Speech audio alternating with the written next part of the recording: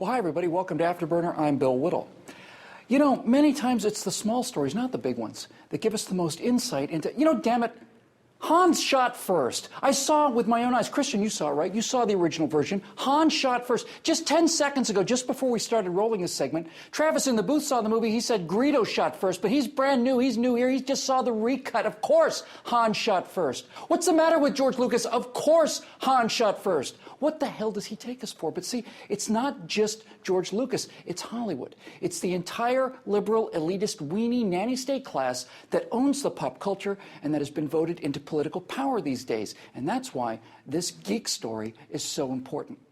Now, if you're one of those people with a family and friends and a normal, healthy social life, allow me to fill you in. Back in 1977, I was a senior in high school, and I went to a drive-in to watch a movie called Star Wars on the roof of a station wagon. And in that movie, I met a smuggler and a pirate named Han Solo. I saw him briefly negotiate a price for a smuggling run. He was smuggling a kid, an old guy, and 2 robots. And then I saw this. Yes, I bet you have.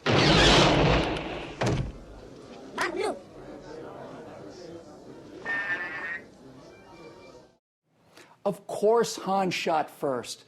That's when I and perhaps 1 billion or 2 other people fell in love with that character. Why?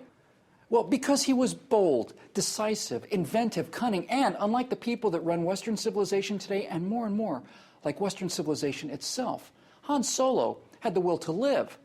So let's recap. Han is in a bar. A person of long acquaintance pulls a gun on him and forces him into a booth. And let's stop right there for a second. You know, as a young boy, my dad taught me about responsible gun use. And one of the first things he taught me was, once you point a gun at somebody, you had better shoot them. You don't ever point a gun at somebody unless you are going to shoot them. And it took years and years and years for me to understand this, because at the time it didn't make any sense to me at all. It was only until I read Mark Twain's account of the rough and tumble life on the Nevada gold frontier in Roughing It that I fully grasped what it means to have someone level a gun at you. Once someone has leveled a gun at you, and this is the critical point here, you can no longer defend yourself. It's too late for that. You are at the mercy of the aggressor, and George Lucas, the aggressor is not you. Now, in Star Wars, Greedo makes it crystal clear that he will either take Han back to Jabba to be enslaved or killed, or he'll kill him right there on the spot and enjoy it too. The reason everyone loves Han Solo is the same reason that everyone loves Captain Kirk. He will find a way somehow to avoid being murdered by the bad guys. Oh, by the way, you saw the exact same thing with the exact same actor playing another universally loved, iconic character when Indiana Jones guns down the expert swordsman who has come to kill him.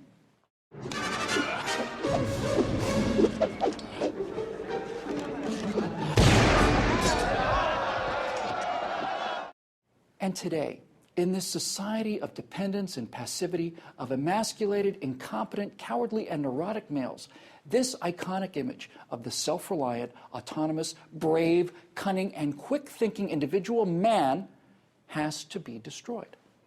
And so it is being destroyed.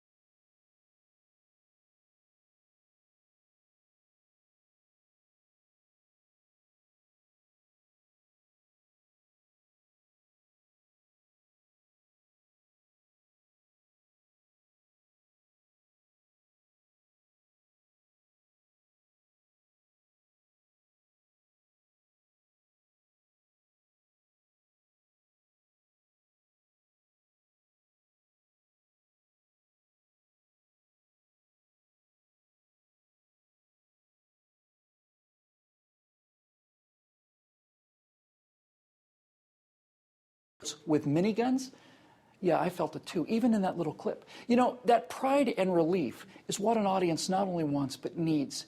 In other words, they need to identify with the good guys. And you know why this film, Act of Valor, feels so different and fresh? Well, because it's not made by Hollywood. It was made by and stars actual Navy SEALs. I hope it makes $100 billion. I really do. Because the SEALs know which side they're on. And so do I.